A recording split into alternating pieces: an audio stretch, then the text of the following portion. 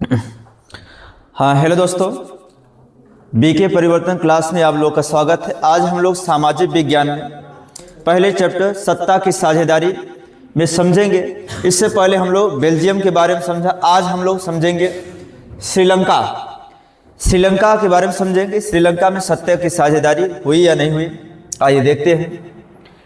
सबसे पहले हम लोग ये जानेंगे कि श्रीलंका भारत के दक्षिणी तट में स्थित एक द्वीपीय देश है।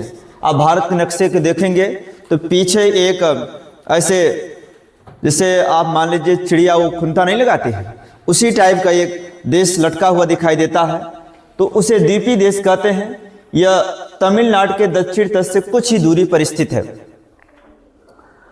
और आप यहां समझिए श्रीलंका में किस प्रकार के समुदाय या जाति धर्म के लोग रहते हैं, आइए हम लोग समझते हैं। देखिए बच्चों, यहाँ की जनसंख्या, श्रीलंका की जनसंख्या लगभग 2 करोड़ है। हमारे हरियाणा की जनसंख्या के बराबर है। 74% सिंहली लोग रहते हैं जो कि यहाँ के मूल निवासी हैं। 18% तमिल रहते हैं। इन 18% में 13% श्रीलंकाई तमिल है और 5% भारतीय तमिल है। औपनिवेशिक शासनकाल में भारत के तमिलनाडु देखते हैं सबसे लास्ट में, तो अब तमिलनाडु के ही बाद ही श्रीलंका है। तो जो भारत के तमिल लोग थे वो वहाँ बागवान या रोजगार के लिए तमिलनाडु से कहाँ चले गए थे, श्रीलंका में, और वहाँ गए तो वहीं बस गए, वहीं रहने लगे। तो लगभग 5% जो है भारतीय तमिल है और 7% ईसाई है, 1% अन्य लोग हैं। आइए हम लोग समझते हैं कि श्रीलंका, जैसे हमारा देश 1947 में आज़ाद हुआ, इसी प्रकार श्रीलंका भी 1948 में स्वतंत्रता प्राप्त की ब्रिटेन से, है ना। यह भी ब्रिटेन का गुलाम था। जब यह स्वतंत्रता प्राप्त की तो यहाँ पर क्या हुआ कि 74% सिंहली लोग थे, सिंहली समुदाय के लोग थे जो कि बौद्ध धर्म को मानते थे। इनकी जनसंख्या ज़्यादा थी। इन्होंने बहुसंख्यकवाद के आधार पर अपनी सरकार बनाई, है ना। बहुसंख्यकवाद क्या होता है? किसी देश में ऐसी सरकार जिस समुदाय की जनसंख्या ज्यादा हो वह उसी समुदाय को लेकर सरकार बना ले। अल्पसंख्या वाले या अल्प समुदाय के लोगों को इग्नोर कर दे या उन्हें छोड़ दे, ऐसी सरकार को बहुसंख्यकवाद कहते हैं। श्रीलंका में ऐसी ही समस्या है। ये भी चाहती तो अपने जाति समुदाय की समस्याओं को दूर करती, जैसे बेल्जियम किया, लेकिन इसने ऐसा नहीं किया। यहाँ पर जो है 74% सिंहली समुदाय लोग मिलकर के अपनी एक सरकार बनाई। देखेंगे ये जो सरकार बनाई सन 1956 में सिंहली को एकमात्र राजभाषा घोषित कर दिया। इन्होंने जब सरकार बना ली एक कानून पास किया 1956 में।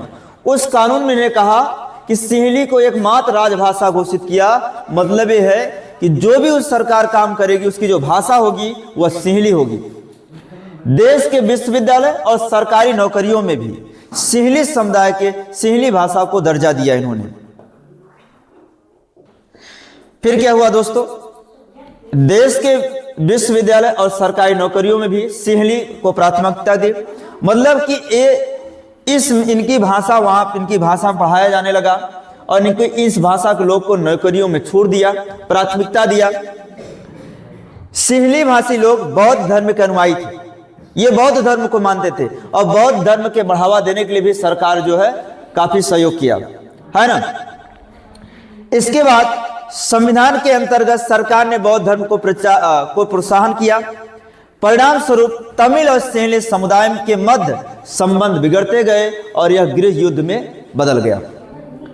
आप लोग समझिए, इसके बाद जो है जो उत्तर पूर्वी श्रीलंका के तमिल लोग थे, उन्होंने अपनी एक सरकार बनाने के लिए एक संगठन किया जिसका नाम रखा लिट्टे, LTTT, है ना। उत्तर पूर्वी श्रीलंका में स्वतंत्र तमिल ईलम अपनी एक स्वतंत्र उत्तर पूर्वी इलाके में स्वतंत्र सरकार बनाने की मांग रखी, जिसे तमिल में ईलम मतलब सरकार बनाने की मांग।